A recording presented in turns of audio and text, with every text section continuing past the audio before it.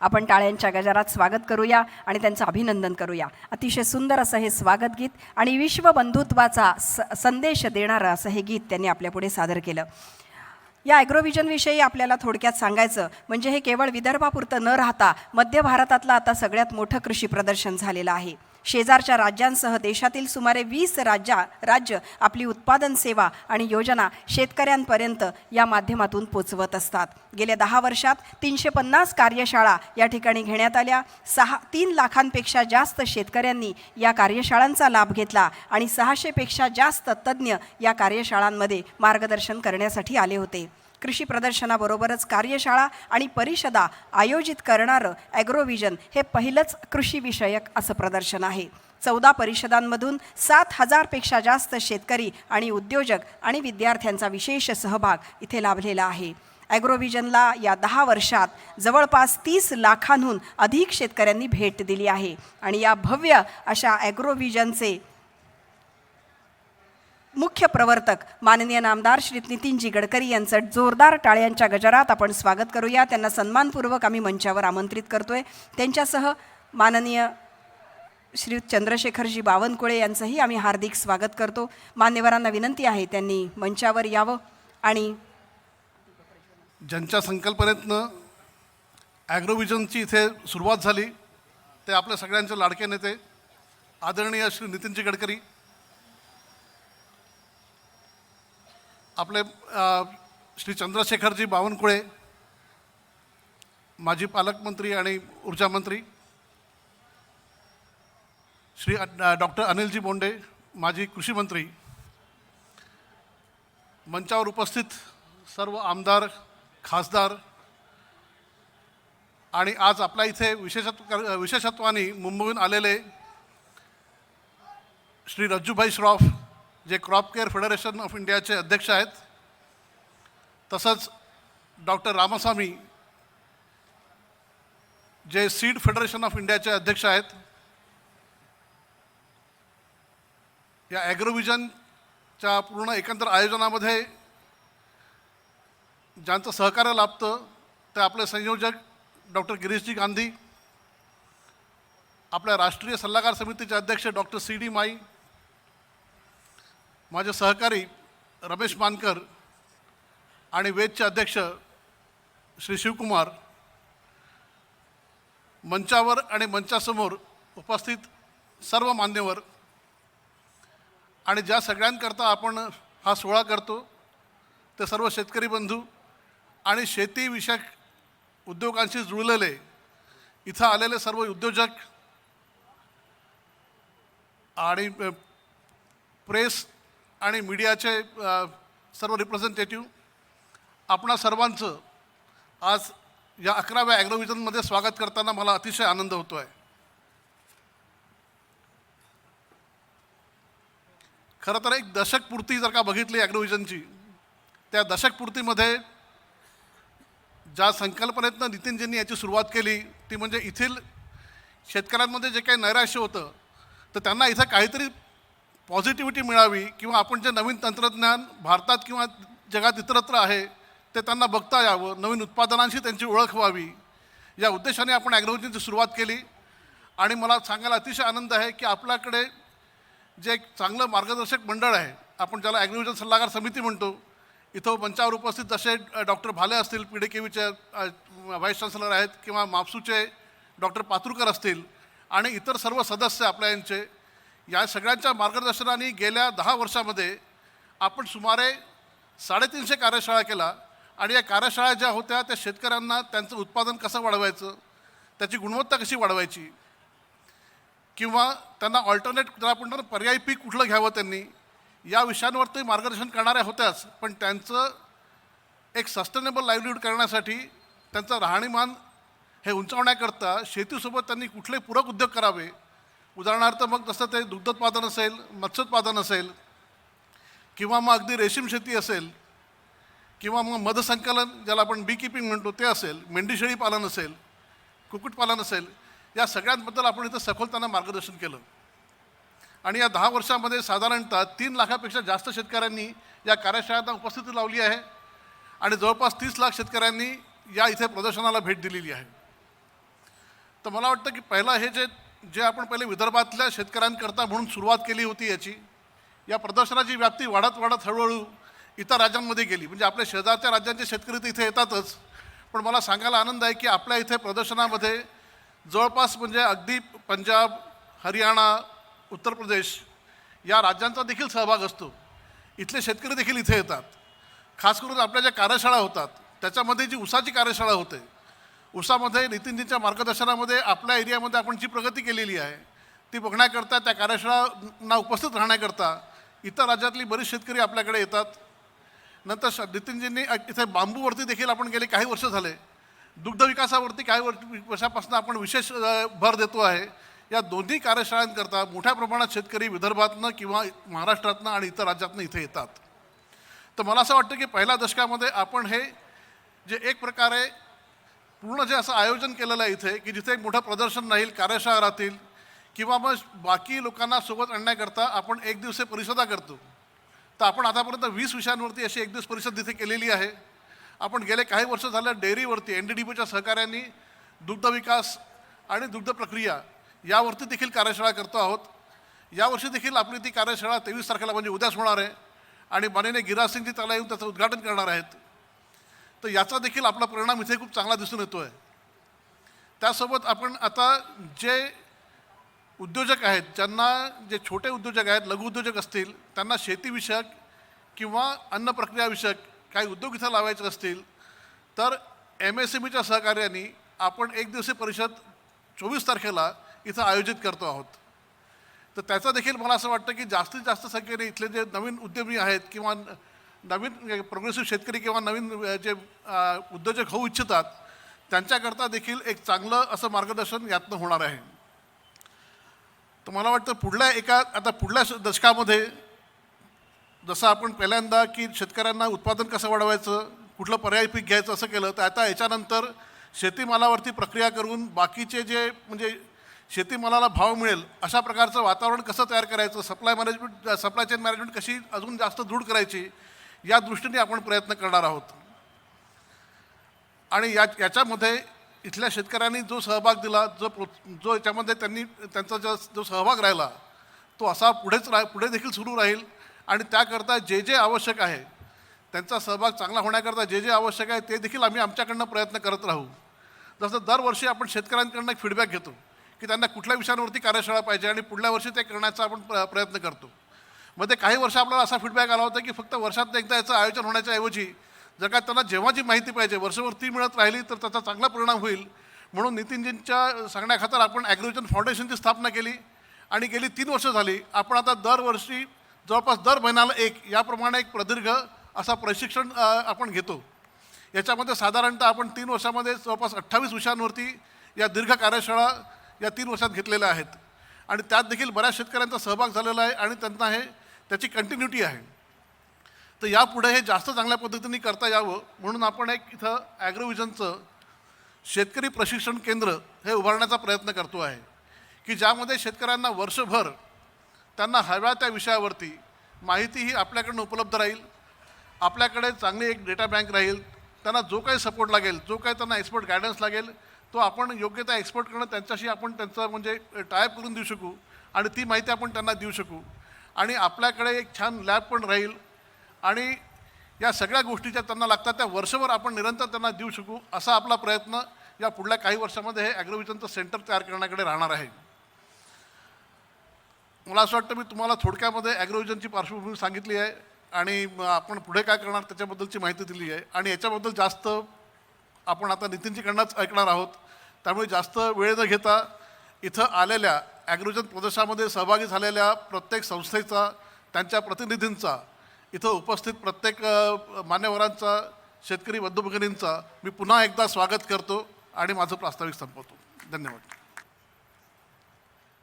ॲग्रोव्हिजन नागपूरचं आज अतिशय भव्य उद्घाटन होतं आहे आणि या उद्घाटनाच्या कार्यक्रमाला ज्यांची संकल्पना आहे की विदर्भामध्ये शेतकऱ्यांसाठी ज्ञान, विज्ञान, तंत्रज्ञान त्यांच्या बांधापर्यंत पोचलं पाहिजे असे नामदार केंद्रीय मंत्री नितीनजी गडकरीजी, त्याचप्रमाणे महाराष्ट्र राज्याचे खरोखरच ऊर्जावान असलेले ऊर्जा मंत्री चंद्रशेखरजी बावनकुळे, आत्ताच नव्याने निवडून आलेले तरुण महापौर संदीपजी जोशी, आमचे मार्गदर्शक आदरणीय गिरीशजी गांधी, आदरणीय दत्ताजी मेघे, माजी आदिवासी विकास मंत्री अशोकजी उईके, खासदार रामदासजी तडस, खासदार अशोकजी नेते, सीड कॉर्पोरेशन ऑफ इंडियाचे अध्यक्ष डॉक्टर रामास्वामीजी, UPLचे अध्यक्ष श्री रज्जूभाई श्रॉफ, कुलगुरू श्री भालेसाहेब पातुरकर साहेब आणि या अधिवेशनाला सर्वतोपरी मार्गदर्शन करणारे आणि खरोखरच शेतीविषयक क्षेत्रामध्ये सर्वांना मार्गदर्शक असणारे डॉक्टर CD माईजी, या ॲग्रोव्हिजनसाठी सातत्यानं परिश्रम करणारे राजीवजी बोराटकर, रमेशजी मानकर, श्री सुशील कुमारजी. खरं म्हणजे 10 वर्षापासनं जेव्हा मी मंत्री नव्हतो, आमदार नव्हतो, एक साधा कार्यकर्ता म्हणून होतो, परंतु या ॲग्रोव्हिजनकडे मी आकर्षला गेलो. कारण पश्चिम महाराष्ट्रामध्ये आताही तुम्ही टी व्हीवर जर ॲड पाहत असाल, म्हशीला म्हणतात शिंका येते नाशिक नाशिक करून आणि नाशिकच्या अधिवेशनाची ॲड होते.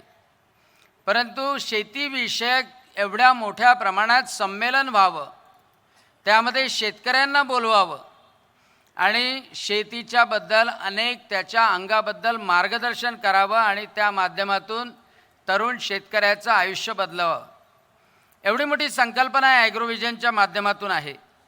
खरं जर पाहिलं तर कृषी हा विषयच असा आहे की ते विज्ञान पण आहे, ती कला पण आहे, ते तंत्र पण आहे, ते अध्यात्म पण आहे, ते संशोधन पण आहे, तो अनुभव पण आहे. आणि म्हणून शेती करता करता दररोज काहीतरी शिकायला मिळतं आणि कोणी जर शिकवत असेल तर ते अनुभवायला मिळतं आणि ते अंमलातसुद्धा आणता येतं. परंतु आपल्याला माहीत आहे की तरी एवढं असूनसुद्धा शेती करायला मी जातो असं म्हणायला कोणी काही आपलं करिअर निवडत नाही. आणि म्हणून जोपर्यंत शेती हा विषय मी करिअरमधून म्हणून निवडत नाही, जोपर्यंत तरुण तसे समोर येत नाही, ते तेव्हा येतील जेव्हा शेती खरोखर नफ्याची शेती जेव्हा राहील. मी गडकरी साहेबांच्या सोबत अनेक वेळा जेव्हा चर्चा केली तर ते म्हणतात, अरे गहू पिकून, तांदूळ पिकून, ज्वारी पिकून शेतकरी श्रीमंत नाही होणार. तर शेतकऱ्याला श्रीमंत होण्याकरता त्यांनी ऊर्जा पिकवली पाहिजे, त्यांनी पैसा पिकवला पाहिजे. आणि अनेक वेळा ते सातत्यानं न थांबता ते बोलत असतात की शेतकऱ्याला त्या दृष्टीनं मार्गदर्शन झालं पाहिजे की शेतीमधून नगदी पैसा कसा पिकवता येईल. आणि खरोखर ते तंत्रसुद्धा विकसित करण्याचं काम केलेलं आहे. खरं जर पाहिलं तर शेतीमध्ये खरोखर इन्फ्रास्ट्रक्चर डेव्हलपमेंट म्हणजे पायाभूत मूलभूत सुविधा देणं आवश्यक आहे. स्वामीनाथन आयोगाने सुद्धा सांगितलं होतं की शेतीमध्ये गुंतवणूक वाढवा. आणि मी खरोखर आनंदानं सांगू इच्छितो, स्तुती म्हणून नाही, की मागच्या 5 वर्षामध्ये 1,20,000 कोटी रुपयाची गुंतवणूक मागच्या 5 वर्षामध्ये शेतीमध्ये केल्या गेली. कारण शेतकऱ्याला पाहिजे असतं पाणी, जमिनीतला ओलावा, तो जमिनीतला ओलावा टिकवण्यासाठी काम असतं, इलेक्ट्रिसिटीचं काम असतं. आपली जमीन चांगली राहिली पाहिजे, त्याच्यासाठी ऑर्गॅनिक खतं असो, केमिकल फर्टिलायझर असो, ते सुद्धा उपलब्ध झाले पाहिजे. आणि दुसरी महत्त्वाची गोष्ट की आतापर्यंत शेतीला कोणत्याही बाबतीत अनुदान जे दिल्या जात होतं ते 45% 55%पर्यंतच दिल्या जात होतं. पहिल्यांदा आता अशी घटना घडली की ठिबक सिंचन असो 80% अनुदान शेतकऱ्याला मिळेल, मेकॅनायझेशन असो 80% अनुदान मिळेल. अजून यापेक्षाही पुढं जाणं आवश्यक आहे. कारण का शेतकऱ्याला खरोखर सुखी करायचं असेल तर त्याची पिकवण्याची किंमत मात्र कमी केली पाहिजे. म्हणजे जोपर्यंत प्रोडक्शन कॉस्ट कमी केल्या जात नाही, कारण शेतमालाचे भाव तर खूप वाढू शकत नाही, वाढले तर महागाई वाढली म्हणून सगळेजण टी व्हीपासून वर्तमानपत्रापासून ओरडायला लागतात. आणि त्याच्यामुळं शेतकऱ्याचं प्रोडक्शन कॉस्ट जर कमी झाली तरच नफा वाढू शकेल. नाहीतर आम्ही पेरतोच आहो, सोयाबीन, तूर, कापूस पेरतोच आहो आणि दरवर्षी उत्पादन होते पण उत्पन्न मात्र होत नाही, अशी कंडिशन निर्माण होते. आणि ते इकॉनॉमिक्ससुद्धा निर्माण करण्याचं काम माननीय नितीनजी गडकरी यांच्या माध्यमातून अनेक विविध उपक्रमाच्या माध्यमातून होतं. ज्यांनी ज्यांनी आत्मसात केलं त्यांचं त्यांचं भलं होतं. आता अनेक वेळा ते सांगतात की हाय व्हॅल्यू क्रॉप्स घेतले पाहिजे. म्हणजे हाय व्हॅल्यू क्रॉप्समध्ये नुसते काही फळच असले पाहिजे असे नाही, तर इवन बांबूपासून सुद्धा तुमचं उत्पादन वाढू शकतं, गवतापासून सुद्धा उत्पादन वाढू शकतं. आणि मी पाहिलं पूर्ण कार्यक्रमामध्ये त्याच्या कार्यशाळासुद्धा अतिशय मोठ्या प्रमाणात आहे की जर बंजर जमीन असेल ज्याच्यामधून खूप उत्पादन होत नाही, अशा ठिकाणाहून सुद्धा पैसा काढता येऊ शकतो. ते सुद्धा अतिशय चांगल्या तऱ्हेने या ॲग्रो व्हिजनमध्ये आहे. दुसरी महत्त्वाची गोष्ट की आता कोरडवाहू शेती आपण विदर्भामध्ये करतो. त्या कोरडवाहू शेतीमध्ये 6 महिने 4 महिने काम केल्यानंतर कामच राहत नाही. आणि म्हणून शेतीच्या पूरक जर व्यवसाय असले तर अतिशय चांगल्या तऱ्हेने होतात. आणि त्यामुळं शेतीपूरक व्यवसायाचं सुद्धा इथे अतिशय चांगल्या तऱ्हेनं प्रदर्शन, मार्गदर्शन आणि प्रशिक्षण हे चांगल्या तऱ्हेनं दिलं जातं. एकच फक्त महत्त्वाची गोष्ट सांगायची आहे की आम्ही सर्व कुलगुरूंची जेव्हा एक बैठक घेतली होती त्यामध्ये गडकरी साहेबांना सांगू इच्छितो, कारण त्यांच्या माध्यमातून ते अतिशय चांगलं होऊ शकतं की 2.5 एकर 5 एकरच्या शेतीवाल्याला एक इंटिग्रेटेड फार्मर वेलफेअर मॉड्यूल की त्याच्यामध्ये त्याची पाण्याची व्यवस्था असली पाहिजे, त्याची राहण्याची शेल्टर हाऊस तिथे असलं पाहिजे. आता सोयाबीन पिकलं, ओलं झालं, नुकसान झालं, ते ठेवण्याची व्यवस्था असली पाहिजे, वाळवण्याची व्यवस्था असली पाहिजे, ठिबक सिंचन असलं पाहिजे आणि सर्वात महत्त्वाचं शेतीचं प्रोटेक्शन असलं पाहिजे. म्हणजे त्याला आता वन्य प्राण्याचा मोठा त्रास आहे, तर या सगळ्या गोष्टीचं मॉड्यूलसुद्धा आपल्या माध्यमातून निर्माण व्हावं. या सर्व चर्चासत्र हे वारंवार जेव्हा होतात, शेतकरी जेव्हा बोलायला लागतो तेव्हा खरोखर एक योजनासुद्धा निर्माण व्हायला लागते. आणि म्हणून ती संधी शेतकऱ्यांना देण्याचं काम या ॲग्रो व्हिजनच्या माध्यमातून होतं. यापासूनच प्रेरणा घेऊन मी वरुडलासुद्धा प्रदर्शनं आयोजित केले आणि त्यालासुद्धा ग्रामीण भागामध्ये अतिशय चांगला प्रतिसाद मिळतो. आज संत्र्याचं जे पॅकिंग आहे, असं संत्र्याचं पॅकिंग 10 वर्षाच्या अगोदर नव्हतं. हे संत्र्याचं पॅकिंग करायला शिकवलंय की चांगलं पॅकिंग करून आपलं फळ चांगल्या तऱ्हेनं विकता येतं, हे सुद्धा गडकरी साहेबांनी निश्चितपणे या माध्यमातून शिकवलेलं आहे. आणि म्हणून या ॲग्रो व्हिजनला मी मनपूर्वक शुभकामना देतो आणि सातत्यानं हे ॲग्रो व्हिजन शेतकऱ्यांसाठी असावं, प्रत्येक जिल्ह्यामध्ये सुद्धा व्हावं अशी सुद्धा इच्छा प्रदर्शित करतो आणि माझ्या शब्दांना विराम देतो. जय हिंद, जय विदर्भ, जय महाराष्ट्र. 22, 23, 24 आणि 25 तारखेला होणाऱ्या या मध्य भारतातील शेतकऱ्यांची प्रोडक्टिव्हिटी वाढली पाहिजे. शेतकऱ्यांचं आर्थिक उत्पन्न जर वाढलं तर शेतकरी आत्महत्येकडे जाणार नाही, तो समृद्ध होईल. या 10 वर्षापूर्वीच्या भूमिकेचं आज वटवृक्ष झालं आणि याचे शिल्पकार आपले सर्वांचे नेते आणि आपल्या सर्वांच्या पारिवारिक परिवार म्हणून आपल्या सर्वांना जोपासलेले आदरणीय नितीनजी यांचं आपण एकदा या मध्य भारताच्या शेतकऱ्याच्या वतीने आपण सर्वांनी त्यांचं जोरात टाळ्या वाजवून स्वागत केलं पाहिजे. सर्वांनी. मी अधिक वेळ न घेता, कारण व्यासपीठावरचे नावं आधीच मान्य अनिल बोंडे साहेबांनी घेतले आहे. आज या ॲग्रो व्हिजनच्या माध्यमातून रवी बोरटकरजीच्या प्रास्ताविकामध्ये मान्य गिरीश गांधी साहेबांच्या चर्चेमध्ये आपल्या सर्वांसमोर आला आहे आणि या ठिकाणी बसलेले खालचे आणि वरचे सर्व मान्यवर मागच्या 10 वर्षापासून या ॲग्रो व्हिजनच्या भूमिकेशी एकत्रित येऊन समाजाच्या शेवटचा जो शेतकरी वर्ग आहे त्याला मजबूत करण्याकरता आपण सर्व काम करतो आहे. आज ऊसाच्या बाबतीत आपण विदर्भ हा कधी ऊसाचा विचार करत नव्हता, पण आता ऊस लागवडीचा विचार सुरू झाला. जलसंधारणाचा विचार नव्हता, पण माननीय देवेंद्रजी फडणवीस साहेबांच्या नेतृत्वामध्ये जलसंधारणाचं जलयुक्त शिवाराचं काम सुरू झालं. या विदर्भामध्ये मोठ्या प्रमाणावर या ठिकाणी कृषी मंत्री आहे, माजी कृषी मंत्री या 5 वर्षामध्ये मोठ्या प्रमाणावर शेतकऱ्याची प्रोडक्टिव्हिटी वाढली आणि आम्हाला सर्वांना अभिमान आहे की माननीय नितीनजी, माननीय मुख्यमंत्रींच्या नेतृत्वामध्ये जेव्हा माननीय देवेंद्रजी होते, त्यांनी शासनाच्या माध्यमातून शेतकऱ्याच्या जे अत्यंत महत्त्वाचा प्रश्न असतो, जोपर्यंत शेतकऱ्याच्या शेतात वीज नाही आहे तोपर्यंत शेतकरी दुबार तिबार पीक घेऊ शकत नाही आणि शेतकऱ्याला समृद्ध असल्याशिवाय विजेचा वापर केल्याशिवाय शेतकरी समोर जाऊ शकत नाही.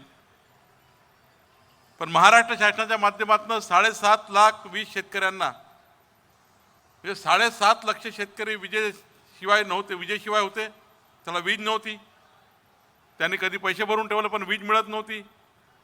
पण आज 7.5 लाख परिवारांना वीज शेतकऱ्यांना मिळाली आणि त्यामुळे मोठ्या प्रमाणावर सिंचनाची व्यवस्था विदर्भ आणि मराठवाड्यात झाली. सिंचनासोबतच जलसंधारण झालं. आज या विदर्भामध्ये मोठ्या प्रमाणावर जलसंधारणाच्या माध्यमातून शेततळे आले, शेतीचे पंप आले, परवा सोलर पंप आले, इथे या ठिकाणी सोलर पंप लागले आहे. जो सोलर पंप कधी 7 लाख रुपयाचा मिळायचा तो आता 1.5 लाख रुपयात सोलर पंप मिळतो आहे आणि मोठ्या प्रमाणावर शेतकऱ्यांना सोलर पंपच्या माध्यमातून ज्या ठिकाणी वीज पोहोचू शकत नाही त्या ठिकाणी सोलर पंपचाही निर्णय झाला. आज या ठिकाणी या अग्रविजनच्या माध्यमातून जे आधुनिकीकरण या ठिकाणी आलं आहे आणि आधुनिकीकरणाच्या माध्यमातून या 4 दिवसामध्ये 5 दिवसामध्ये पुन्हा या पुढच्या काळामध्ये किमान एकरी शेतकऱ्यांनी 2-3 लक्ष रुपये एकरी कमवले पाहिजे. शेतकऱ्याची प्रोडक्टिव्हिटी वाढली पाहिजे. याकरता काय काय नवीन उपाययोजना केल्या पाहिजे, नवीन तंत्रज्ञान कसं वापरलं गेलं पाहिजे, नवीन त्या ठिकाणी बियाणे कसे वापरले पाहिजे, शेती कोणत्या पद्धतीने केली पाहिजे, हे या ठिकाणी आपल्यासमोर मांडण्यात आलं आहे. आज मी या ठिकाणी DG महाऊर्जाचे या ठिकाणी बसलेले आहेत, त्यांनी मोठ्या प्रमाणावर प्रदर्शन या ठिकाणी लावले आहे. महाऊर्जाच्या माध्यमातून विजेची बचत करून आणि नवीन नवीन योजना त्या ठिकाणी सांगितलेल्या आहे. या ठिकाणी असलेल्या अनेक स्टॉल या ठिकाणी लागले आहेत, ते अनेक वीज बचतीचे असतील, ॲग्रोविजनचे असतील, त्यांच्या माध्यमातून मी आपल्याला विनंती करणार आहे, या कार्यक्रमाच्या माध्यमातून शेतकऱ्यांना मोठ्या प्रमाणावर या ठिकाणी शेतकऱ्यामध्ये उत्कृष्ट त्या ठिकाणी उत्साह तयार केला पाहिजे. आता शेतकऱ्याला काही वेगळं आणायची गरज नाही, रोज शेतकरी येत आहे, पण आपापल्या भागातल्या शेतकऱ्यांना मोठ्या प्रमाणावर या ॲग्रोविजनचा लाभ घेऊन या ॲग्रोविजनच्या माध्यमातून एका गावामधल्या 10 शेतकऱ्यांनी जर हे प्रयोग सुरू केले तर संपूर्ण गाव पुढच्या वर्षी ते त्या बाजून लागतं.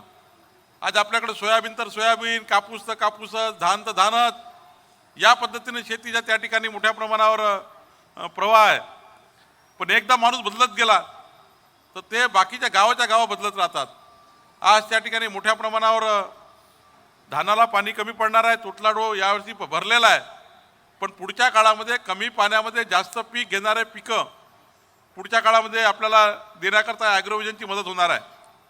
या ॲग्रोविजनमध्ये असे प्रशिक्षण आहेत की कमी पाण्यामध्ये जास्त पीक घेणे आणि मोठ्या प्रमाणावर प्रोडक्टिव्हिटी वाढवणे, याकरता एक चांगलं काम या ठिकाणी झालं. मी या ठिकाणी नागपूर जिल्ह्याच्या आणि विदर्भाच्या वतीने पुन्हा एकदा ॲग्रोविजनच्या संपूर्ण टीमचं आणि आयोजनकर्त्या संपूर्ण मेहनत करणाऱ्या सर्व कार्यकर्त्यांचं, बरोटकरजी, रमेश मानकरजी आणि सर्वांचंच, कारण सर्वांचे नाव घेऊ शकत नाही, फार मोठी टीम आहे. या कामाला, या कार्याला जी टीम कामात लागली आहे ही मागच्या 6 महिन्यापासून कामाला लागावं लागतं, तेव्हा त्या ठिकाणी एवढं मोठं ॲग्रोविजन या ठिकाणी आपल्याला दिसतं. त्यामुळे माझ्यासहित सर्वांची जबाबदारी आहे की आज आपण प्रेसच्या माध्यमातून, वृत्तपत्राच्या माध्यमातून, आपल्या सर्वांच्या माध्यमातून या नागपूर जिल्ह्यातल्या, विदर्भातल्या शेतकऱ्यांना आत्महत्येपासून वाचवणे, शेतकऱ्याच्या घरात जास्त पैसे नेणे, याकरता आपल्याला त्यांना मदत देणे, किती कीड आली, किती रोग आले तरी आपलं पीक वाचलं पाहिजे, याकरता काय केलं पाहिजे याचं प्रशिक्षण देणे, या सर्व गोष्टीकरता ॲग्रोविजनची जी मदत होणार आहे. मी पुन्हा एकदा या व्यासपीठाच्या आणि खालच्या सर्व कार्यकर्त्या आणि पदाधिकाऱ्याच्या माध्यमातून नितीनजीचे आभार मानतो आणि मी त्यांना आश्वासन देतो की आमच्या नागपूर जिल्ह्यामध्ये, विदर्भामध्ये ॲग्रोविजनच्या माध्यमातून या व्यासपीठावरच्या आणि खालच्या लोकांना जेवढं काही करता येईल तेवढं निश्चितपणे या ॲग्रोविजनचा जो प्रयोग आहे, हा जो प्रवास आहे, हा निश्चितपणे यशस्वी करण्याकरता आम्ही मदत करू, एवढीच या ठिकाणी मी आपल्याला आश्वासन देतो आणि माझे 2 शब्द संपवतो. धन्यवाद.